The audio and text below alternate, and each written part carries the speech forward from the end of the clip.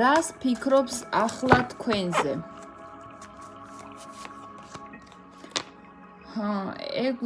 ფიქრობს, რომ თქვენ კვლავ ბევრ რაღაცას არ ეუბნებით, ჩაიკეტეთ, კი, უზიარებთ დაუშვათ თქვენს ემოციებს, მაგრამ ისევ ძველებურად აღარ.